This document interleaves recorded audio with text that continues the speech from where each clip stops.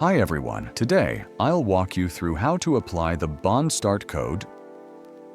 Start by creating a new account. I prefer signing up with a phone number, but you can choose any available method. Fill in your details, enter BondStart in the code box, then complete your registration.